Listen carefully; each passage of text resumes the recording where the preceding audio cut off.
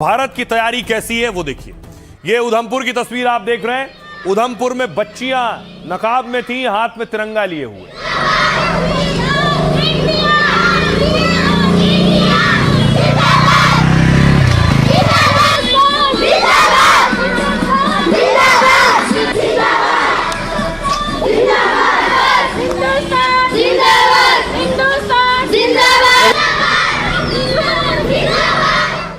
अब दूसरी तरफ आपको बॉर्डर पर लिए चलता हूं। वाघा अटारी बॉर्डर पर भी तैयारी शुरू हुई और कल का दिन बड़ा होता है। दूर दूर से लोग पहुंचते हैं वाघा अटारी पर।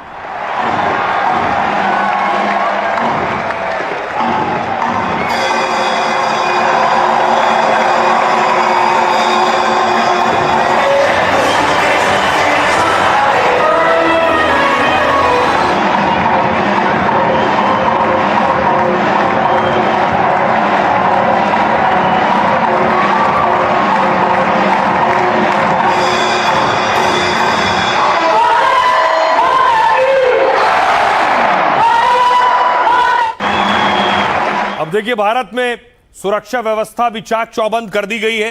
ये 15 अगस्त से पहले आप देख रहे हैं सिक्योरिटी फोर्सेस, पुलिस वालों की जिम्मेदारी बढ़ गई है, चुनौती बढ़ गई है। हर चीज की जांच परख हो रही है और चेकिंग हो रही है, गाड़ियां हो, संदिग्ध वस्तु हो या कोई जगह हो।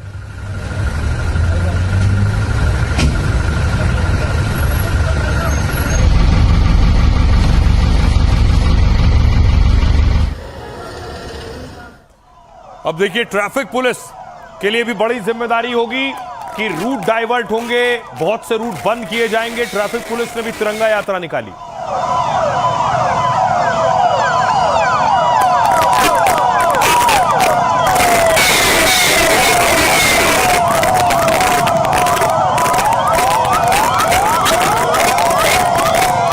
अब देखिए, सबकी नजर होगी दिल्ली पर।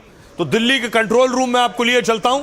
दिल्ली का कंट्रोल रूम आप देख रहे हैं, चप्पे चप्पे पर तीसरी आंख का पहरा है और सीसीटीवी कंट्रोल रूम में नजर रखी जा रही है।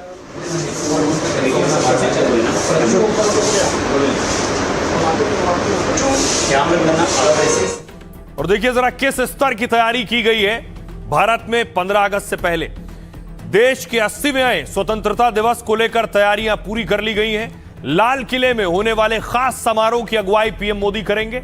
जैसे ही पीएम राष्ट्रीय ध्वज फहराएंगे, 21 तोपों की सलामी दी जाएगी। पहली बार लाल किले के समारोह में वंदे मातरम का सामूहिक गायन भी होगा। 2 MI-17 हेलीकॉप्टर समारोह वाली जगह पर फूलों की बारिश करेंगे और आजादी के समारोह में 5000 विशेष मेहमानों को आमंत्रित किया गया है। जहां पीएम मोदी झंडा फहराएंगे, वहां चप्पे चप्पे पर सुरक्षा व्यवस्था कड़ी होगी। लाल किले और उसके आसपास 15,000 जवान तैनात किए गए। इनमें दिल्ली के पुलिस के साथ NSG अर्धसैनिक बल भी होंगे। 1000 से ज्यादा सीसीटीवी और ड्रोन कैमरों से निगरानी होगी, क्योंकि दिल्ली में 5 से ज्यादा जगहों पर बम की धमकी मिली थी। इसके अलावा लाल किले के अलावा सभी संवेदनशील इलाकों में भी पुलिस मौजूद रहेगी। स्पेशल सेल संदिग्ध गतिविधियों पर विशेष नजर रखेगी। जमीन के साथ यमुना खादर इलाके में भी सुरक्षा के विशेष इंतजाम है। यमुना नदी में नावों के जरिए लगातार गश्त की जा रही है, जिससे नदी के रास्ते किसी भी संदिग्ध गतिविधि को रोका जा सके। सुनिए जरा दिल्ली पुलिस क्या कह रही है इस पर। एंटी टेरर चेक्स करना, उसके एंटी टेरर रिस्पांस प्लान बनाना, क्राउड मैनेजमेंट करना, वीआईपी सिक्योरिटी, ये सारा एरिया सिक्योरिटी, ये सब हम लोगों ने एस्पेक्ट्स यहाँ पे ध्यान दिए हैं। और उसको लेके हम लोगों ने डिटेल में मैन पावर डिप्लॉयमेंट किया है, जिसमें कल हमारा 15 से 20 हज़ार मैन पावर यहाँ पे अलग अलग एजेंसीज की डिप्लॉय रहेगी। यहाँ हमें 2-3 हज़ार से ज़्यादा की हमने फोर्स ऑन ग्राउंड ट्रूप्स हमने यहाँ लगा रखे हैं। उसके अलावा टेक्नोलॉजिकली हमने बहुत ज़्यादा एडवांसमेंट्स किए हैं इस साल। तो एंटी ड्रोन सिस्टम्स पे भी हमने काफ़ी यहाँ पे काम किया है। कैमरा क्वालिटीज़ पे, जूमिंग क्वालिटीज़ पे हमने बहुत ज़्यादा काम किया है। और एक ओवरऑल एक सिक्योरिटी का छत्र सा बनाने की कोशिश की जा रही है, जिससे हमारा जो इवेंट है, जो राष्ट्रीय पर्व है, बहुत आराम से निकले। हमारे मेन हॉट स्पॉट एरिया हैं, जैसा कि ये गदोलिया और मंदिर के आसपास का एरिया, इस पर विशेष निगरानी रखी जा रही है। यहाँ के जो होटल्स हैं, मॉल हैं, इनकी भी चेकिंग की जा रही है। ड्रोन से भी मॉनिटरिंग की जा रही है। तो सभी जो सुरक्षा के उपाय किए गए हैं हमारे सोशल। पाकिस्तान में क्या हुआ? जश्न आजादी में भी पाक में फायरिंग और धमाके होते रहे। आजादी के 8 दशक बाद भी पाक में खून खराबे हो रहे थे, गोलियां चल रही थी। 13 और 14 अगस्त की रात जश्न आजादी में फायरिंग हुई। कराची में कई जगह जश्न के लिए हवाई फायरिंग हो रही थी। यही फायरिंग पाकिस्तानियों के लिए जानलेवा बन गई। पाकिस्तानी अखबार डॉन के मुताबिक अफसरों ने बताया कि कराची में हुई इस फायरिंग में एक महिला की मौत हो गई है और फायरिंग में 94 लोग घायल हुए, इनमें 17 बच्चे भी शामिल हैं। बलूचिस्तान में देखिए, गृह मंत्री के काफिले पर हमला हो गया। मस्तूंग में मीर जिलालुल्लाह के काफिले पर गोलियां चलाई गईं और घात लगाकर हुई अंधाधुंध फायरिंग में गृह मंत्री बाल बाल बचे, लेकिन 3 सुरक्षाकर्मी समेत 6 लोग घायल हुए, जिनमें 2 गंभीर हैं। कोयटा में बलूच लड़ाकों ने सरकारी गैस पाइपलाइन उड़ा दी है। बलूचों ने विस्फोटक लगाकर रिमोट कंट्रोल से धमाका किया और इससे कई कस्बों और शहरों में गैस सप्लाई बाधित हो गई।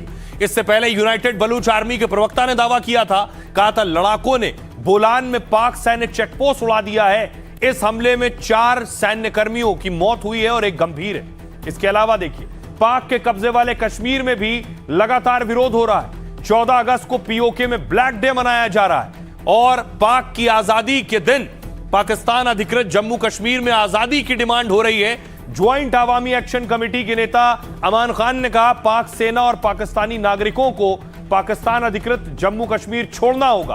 प्रदर्शनकारियों ने मुनीर आर्मी के खिलाफ मोर्चा खोल दिया, कहा न बिजली का बिल भरेंगे न पानी का पैसा देंगे, क्योंकि इन्हीं पैसों से वो हथियार खरीद कर हम पर जुल्म ढाते हैं। सुनिए, पीओके से जो आजादी मांग रहे हैं पाकिस्तान से, वो क्या कह रहे हैं, सुनिए। मैं पूछना चाहता हूं पाकिस्तान के हुक्मरानों से, पाकिस्तान के बदमाश जर्नैलों से पूछना चाहता हूं कि 8 दाइयां हो गई हैं, 8 दाइयां। तुमने जम्मू कश्मीर से अपनी अफवाज निकालनी थी। कश्मीर के अवाम वो टाइम फ्रेम मांगते हैं, अफवाज कब निकालोगे? टाइम फ्रेम दो कश्मीर में से। और कश्मीरियों को जम्मू कश्मीर के शहरियों को वो राय का हक दिया जाए, वो इसका स्वाब राय दिया जाए, वो हक के दिया जाए, जिसका मुतालबा जम्मू कश्मीर के शहरियों का 8 तारीख से जिसका मुतालबा है और जिसका वादा कायदे आजम से लेके शहबाज शरीफ तक जिसका वादा आपके हुक्मरानों ने हमसे किया। अब सोचिए जरा, शहबाज शरीफ कैसे बोल रहे थे स्वतंत्रता दिवस के मौके पर और सिंधु जल की बात कर रहे थे। सलाल डैम की तस्वीरें आप देख रहे हैं, तिरंगे के रंग में रंगा है, तिरंगे की रोशनी में रंगा है। सलाल डैम ये वही डैम है जहां से पानी कभी ज्यादा छोड़ा जाता है तो पाकिस्तान में तबाही आ जाती है, पानी रोक दिया जाता है तो सूखा पड़ जाता है। सिंधु जल समझौता रद्द होने के बाद से भारत अपने हिसाब से बांध खोल रहा है और बंद कर रहा है, यही पाकिस्तान को साल रहा है। शहबाज शरीफ आज भी आजादी दिवस के दिन भी सिंधु जल समझौता और पानी की बात कर रहे थे। तो देखिए, जब हिंदुस्तान जश्न आजादी में डूबा हुआ है तो पाकिस्तान अपनी हरकतों से बाज नहीं आ रहा है। एक बार फिर पाकिस्तान ने गीदड़ भपकी दी है। इस बार यह हिमाकत पाक के पीएम शहबाज ने की। पाक की आजादी पर भाषण देते हुए शहबाज ने कहा, पाकिस्तान के हिस्से के पानी पर समझौता नहीं होगा। अगर किसी ने पानी रोकने या कम करने की कोशिश की तो पाकिस्तान की ओर से मुंहतोड़ जवाब दिया जाएगा। शहबाज ने धमकियां इस्लामाबाद में खड़े होकर दी हैं, वो भी इसलिए क्योंकि भारत ने सिंधु जल संधि निलंबित कर दी थी। अप्रैल 2025 में पहलगाम हमले के बाद यह एक्शन लिया गया, जिससे सिंध और बलूचिस्तान प्रांत में गंभीर जल संकट हो गया। हालत यह है, करीब 10 करोड़ आबादी पर असर पड़ा है, किसानों को नुकसान हुआ है। जबकि बारिश में अचानक पानी छोड़ दिया जाता है तो पाक में बाढ़ आ जाती है, क्योंकि भारत ने पूर्व में चेतावनी दी और डेटा शेयरिंग बंद कर दिया और वहां नदियों का जलस्तर और जान माल का खतरा बढ़ गया और इसी वजह से बौखलाए पाक पीएम युद्ध की धमकी दे चुके हैं। पाक के मंत्री भी भारत के खिलाफ जहर उगल चुके हैं। लेकिन अब शहबाज बोले, पाक पड़ोसियों के साथ शांति चाहता है, लेकिन उसकी शांति की इच्छा को कमजोरी मत समझना। शांति का झूठा ढिंडोरा पीटने वाले शहबाज ने गीदड़ भपकी दी, कहा भारत सही रास्ते पर आए, नहीं तो सीधा जवाब मिलेगा। उन्होंने कहा कश्मीर पर पाक का रुख कभी नहीं बदलेगा। शहबाज ने एक बार फिर मुनीर की तारीफ में भी कसीदे पढ़ दिए। झूठा दावा किया कि मुनीर के नेतृत्व में पाक ने जीत हासिल की है। तो ये हाल होता है पाकिस्तान का। देखिए, कभी डैम बंद कर दिया जाता है, कभी पानी खोल दिया जाता है। प्रदर्शन करने वाला एक बड़ा संगठन सीजेपी अब क्या करने वाला है? आप दीपके को देख रहे हैं, सीजेपी की नई तैयारी है, नए प्रदर्शन की तैयारी शुरू कर दी। 9 दिन से ये हड़ताल में। झारखंड में देवेंद्र महतो के साथ बात कर रहे हैं दीप के। जी, इसलिए ना मैं ज़्यादा दिक्कत हो गया। 9 दिन से वो हड़ताल में थे। उसके अब आपको बताऊं कॉकरोच जनता पार्टी क्या करने जा रही है 15 अगस्त से। शिक्षा व्यवस्था में सुधार के लिए नया आंदोलन चलाया जाएगा जो ग्रामीण इलाकों के सरकारी स्कूलों में बदलाव पर फोकस होगा। बड़ी चीज क्या है, इसमें स्कूली सुविधाओं के सोशल ऑडिट के लिए प्रेरित किया जाएगा। सीजेपी ने लोगों से अपने बच्चों के स्कूलों का निरीक्षण करने को कहा है ताकि बिजली, पानी, शौचालय और मिड डे मील पर जानकारी मिले। अगर सुविधाएं मौजूद ना हो तो वीडियो बनाने की अपील की है। स्कूलों की पूरी जानकारी कोई भी अभिभावक सीजेपी को भेज सकता है। इसके लिए सीजेपी की ओर से जल्द ही एक फॉर्म और ईमेल जारी होगा। जहां सुविधाएं नहीं होंगी वहां सरपंच से सुधार की अपील की जाएगी। फिर जो भी सरपंच अपने गांव के स्कूल की स्थिति में सुधार करेंगे उनके काम की तस्वीरें सोशल मीडिया पर शेयर की जाएंगी। स्कूलों के पहले और बाद की तस्वीरों को प्रमोट किया जाएगा। सीजेपी ने इस देशव्यापी अभियान का नाम सरपंच चैलेंज दिया है। इस अभियान में अभिभावकों और सरपंच की भागीदारी तय होगी। 15 अगस्त को महाराष्ट्र के हिंगोली से इस आंदोलन की शुरुआत होगी। सीजेपी के संस्थापक अभिजीत दीपके अपने गांव के सरपंच से मिलेंगे और गांव में मौजूद सरकारी स्कूल को बेहतर बनाने की अपील करेंगे। सुनिए दीपके क्या कह रहे हैं। अगर देश के गांव के स्कूलों की शक्लो सूरत और तस्वीर बदलेगी तो ये देश के भविष्य के लिए भी अच्छा होगा। सुनिए दीपके को। मुझे लगता है कि इस 15 अगस्त को अगर हमको किसी चीज पर ध्यान देना चाहिए, एक नई शुरुआत अगर करनी चाहिए, तो वो शुरुआत हमारे सरकारी स्कूलों को ठीक करके करनी चाहिए। तो क्यों ना हम जितने भी गांव में सरकारी स्कूल है उन स्कूलों को ठीक करें, उन स्कूलों को बेहतर बनाएं। तो अगर गांव के सरपंच अपने गांव का स्कूल ठीक करते हैं तो हम उसके बाद उन स्कूलों के फोटो लेकर उस सरपंच का नाम भी बताएंगे और गांव का नाम भी बताएंगे।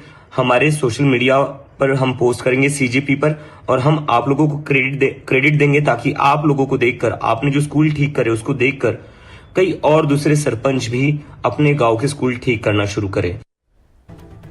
और आइए खबरों में आगे बढ़ते हैं। आज की एक और बड़ी खबर है जिसका सीधा ताल्लुक आपसे है, आपकी सेहत से। मिलावटखोरों पर एक्शन। आपको बताऊं कि कैसे कार्रवाई हुई। सबसे पहली तस्वीर देखिए। 1,94,00,000 का नकली तेल बरामद हुआ है। 1,94,00,000 का।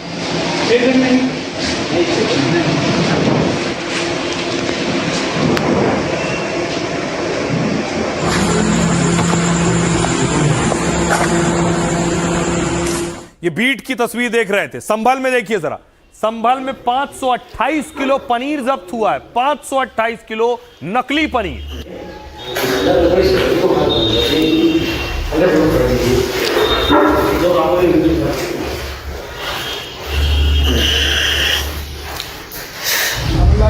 और उसके बाद ये जो पनीर पकड़ा गया उसको बुलडोजर के पंजे पर रखा गया और उसके बाद इस पनीर को फेंका गया है, खत्म किया गया, नष्ट किया गया कि ये नकली पनीर लोगों की थाली तक पहुंच रहा था। इसी तरह बेंगलोर लिए चलेंगे। सोचिए बेंगलोर में 5 स्टार होटल में, 5 सितारा होटल में फूड सेफ्टी विभाग ने छापा मारा।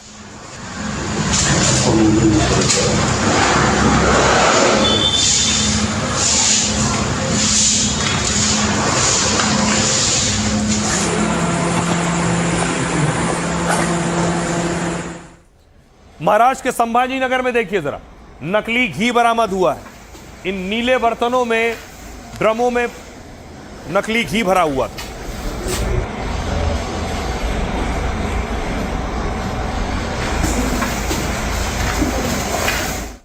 अब देखिए कहां कहां क्या कार्रवाई हुई है, आपकी थाली तक क्या क्या नकली पहुंच रहा था। सबसे पहले देखिए उज्जैन में क्या हुआ। उज्जैन में कई दिनों तक फूड सेफ्टी विभाग की छापेमारी हुई। 2 अलग अलग फर्मों से लाखों रुपए का 544 लीटर घी जब्त हुआ है। गांधीनगर में देखिए 9,300 किलो नकली घी बरामद हुआ है। पॉमोलिन ऑयल को केमिकल मिलाकर घी बनाया जा रहा था। बीड महाराष्ट्र में 1 लाख लीटर से ज्यादा नकली तेल जब्त हुआ है। इसकी कीमत 1,94,00,000 थी से ज्यादा। जांच टीम ने 5 लाइसेंस रद्द कर दिए। मुरैना में 650 किलो नकली घी जब्त किया गया है। सैंपल को जांच के लिए भोपाल लैब भेजा गया है। संभल में देखिए अवैध डेयरी का भांडाफोड़ हुआ है। 528 किलो मिलावटी पनीर को बुलडोजर से नष्ट किया गया है। अवैध डेयरी के संचालक को हिरासत में ले लिया गया है। बेंगलुरु में 26 होटलों में फूड सेफ्टी विभाग की छापेमारी हुई। चिकन, मछली सहित कई सब्जी खाने लायक नहीं थे। कई जगहों से इस्तेमाल किया गया कुकिंग ऑयल मिला है। जांच टीम ने होटलों से कई सड़े सामान को नष्ट किया है। अब आपको बताऊं, पनीर पर भी एक्शन हुआ है। पनीर पर बहुत बवाल भी हुआ। अब यह है कि असली पनीर कौन सा है, नकली पनीर कौन सा है, कौन सा पनीर खाना है, कौन सा सेहत के लिए अच्छा है, कौन सा सेहत के लिए नुकसानदेह। अगर आप पनीर खाते हैं तो सावधान रहिए। जिस पनीर को प्रोटीन के लिए खा रहे हैं वो जानलेवा हो सकता है। महाराष्ट्र, गुजरात में एनालॉग पनीर पर बैन लगा दिया गया है। छत्तीसगढ़ में भी इसके बनाने और बेचने पर बैन लगा है। लेकिन उत्तर प्रदेश में एनालॉग पनीर पर कोई बैन नहीं, क्योंकि यहां इससे बनाना और बेचना अपराध नहीं है। ग्राहक को यह बताना होता है कि यह दूध से बना पनीर नहीं है।